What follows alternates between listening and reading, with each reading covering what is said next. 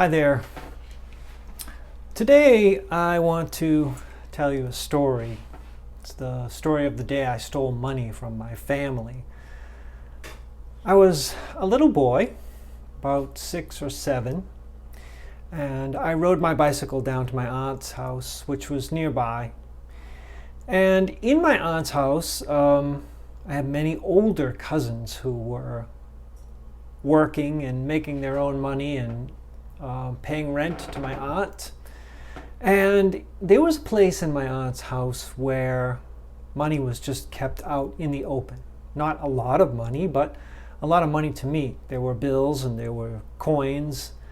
And I was old enough to know the difference between right and wrong. I was old enough to know the difference between what money meant and the power it had.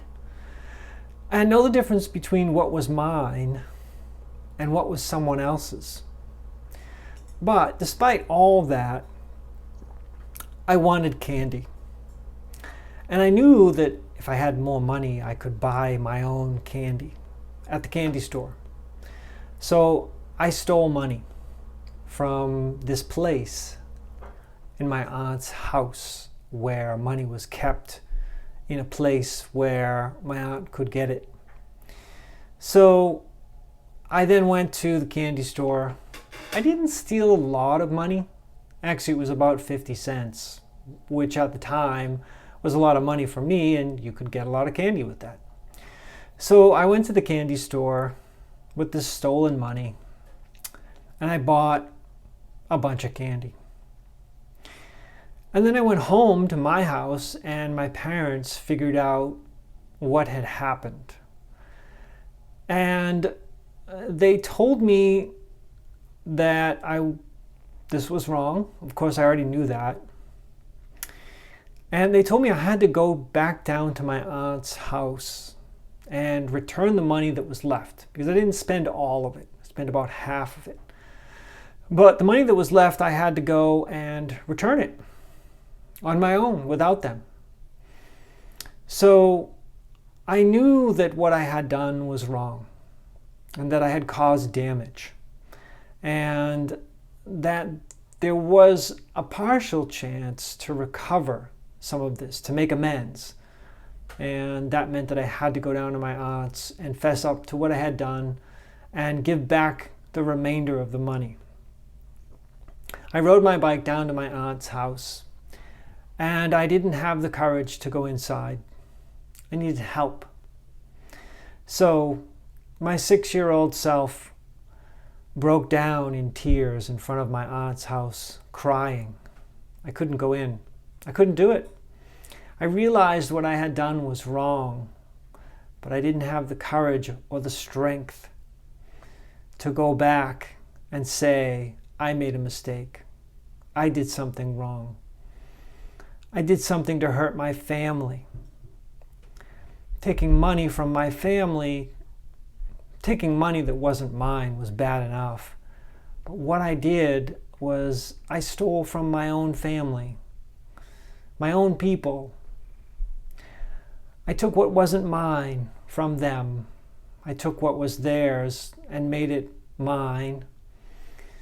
But I learned that in doing that, the value of the money I took was far less than the damage, the cost that it would cost me over time, because my own people then wouldn't trust me. I would have made enemies.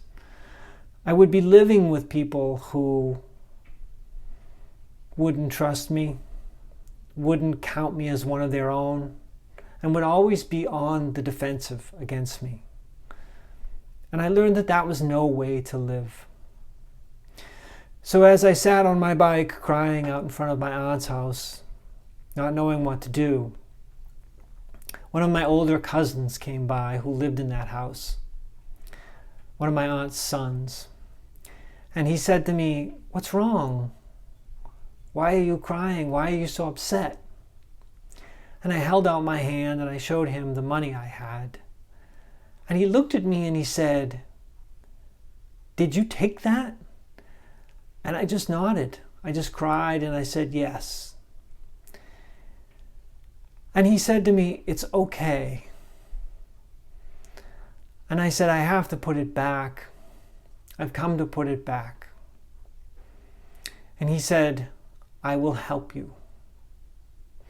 And that's what I needed in that moment. Someone who was wise enough and smart enough and could see the whole of everything to help me take that last step, knowing that I had made mistakes, I had caused pain, and that if it didn't get fixed, then the long-term outcome would be far worse. So this cousin took the money from me and he said, "I will put it back and everything will be okay." And everything was okay from that moment. My aunt still loved me, my family still accepted me, people trusted me, and I learned an enormous lesson: that stealing is wrong, taking what's not mine is wrong, making enemies, particularly of my own family, is wrong. That if I wanted something, I could simply ask for it. And if my family could provide that for me, they would willingly give it to me. And there was no worry that I was going to get lost somehow in a big family, that there would be equality for everyone, and that life would be good, not a life of defense, not a life of mistrust, not a life of pain. So, Mr. Putin, I do worry about you. I think that by now you may realize you've made a terrific mistake, that you've taken something that doesn't belong to you. But if I were there before you did that, perhaps we could have tea and talk about it. And maybe I'd help you realize that that kind of action would be the wrong thing to do. Now, I want to tell you that you still have a chance. You have a chance to make things not so bad. A lot of damage has been done, but there is still time and there's still a way to make things not so bad. And I just hope that maybe you can see that you did make a mistake and that perhaps you could ask for that path forward, because I know the people of the world will help you get there, will help you try to clean up as much of this as possible. Some terrible things have been done, but there's no need to do any more terrible things. There's no need for you to take what doesn't belong to you. At this point in our civilization, at this point in our world, war is just not a feasible answer. It just is not effective anymore. And, well, I think maybe that's enough for today.